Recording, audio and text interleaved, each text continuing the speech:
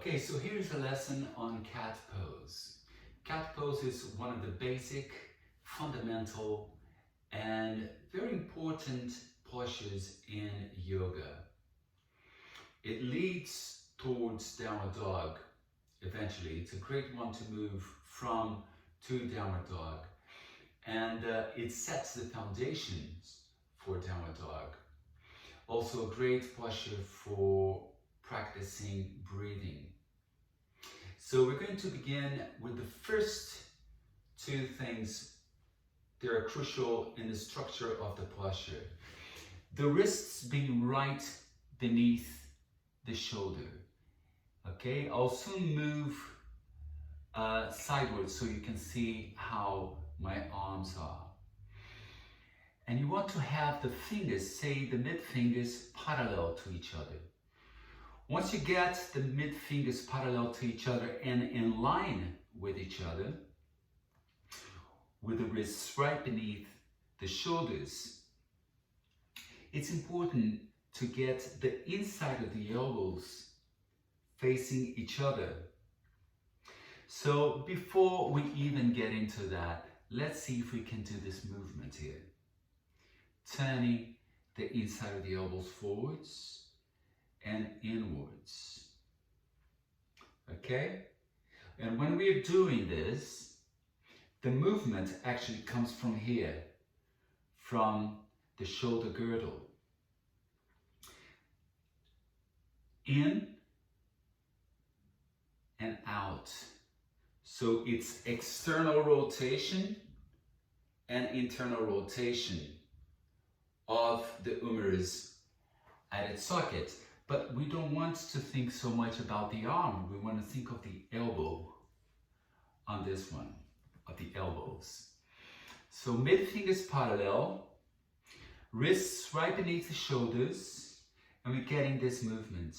Now what is important too is that you feel what this movement does to the shoulder blades. So experiencing the movement of the shoulder blades. So when you are internally rotating, which is the ultimate position that we want, the shoulder blades are drawing away from each other. So when you're having that, you're creating more space in the upper back and releasing any stress of the neck area and the upper back, which is super important when you move on to downward dog, where there is a lot more pressure in the shoulders when you're upside down. Okay, so once you get this, inside of the elbows facing each other, I'm moving this way now. So mid fingers parallel, shoulders right above the wrists. You look towards your hands and check that the shape between the hands is symmetrical.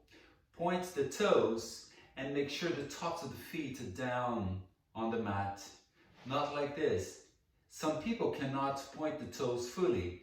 Others can point the toes fully, but they just tend to relax the feet. You want to keep the feet active, pressing the tops of the feet down. If this is as far as you can go, that's fine. Now, the position of the knees is that the knees should be right beneath the pelvis. So the thighs are vertical. And then you look down towards the space between the hands. And this is your neutral cat. So it's a flat back. You're drawing the shoulders down towards the pelvis. So another crucial aspect is that you don't want the shoulders to be forwards. The shoulders are down towards the pelvis, sliding the shoulder blades down, inside of the elbows facing each other, and also being mindful not to collapse the torso between the shoulders like this. You just don't want to hang out like this. Straight back, straight neck, tops of the feet down, connecting the core. So core engagement. So the tummy engaged from the lower abs, the middle abs and the upper abs gently engaged. Okay, So the breathing in cat will be inhaling up, looking up and sagging the lower back, drawing the shoulders back, inside of the elbows didn't move, they're still facing each other. And as you exhale, tucking the bottom under and bringing the chin towards the chest. And then you're lifting through the point between the shoulder blades. This is the out breath. And then in breath. Inhaling, unrolling without collapsing the torso in between the shoulders. Sagging the lower back, looking up. Exhaling, chin to chest, tucking the tailbone under, lifting through the point between the shoulder blades. Abs engaged as you inhale. Unroll the neck, lift through the sit bones, sag the lower back, not collapsing the torso between the shoulders, looking up. As you exhale, tucking the bottom under, chin to chest. So throughout these movements, you need to be mindful not to take the body back like this, which is a tendency to make it easier. So you want the extension and the flexion of the spine. So you think of your spine as a rod and you're bending up and down. Imagine that curve as you exhale and as you inhale up.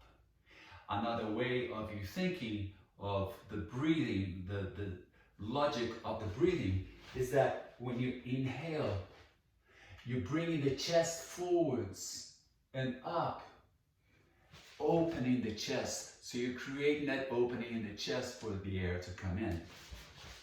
And as you exhale, you're tucking the bottom under and engaging the abs so that your diaphragm is squeezing the air out. So this is a wonderful form of pranayama, of breath control. Inhale. Exhale.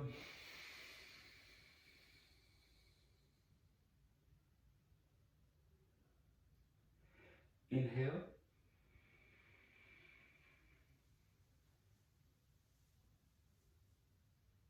Exhale.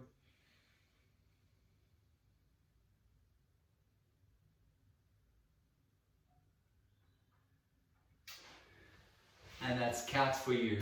Namaste.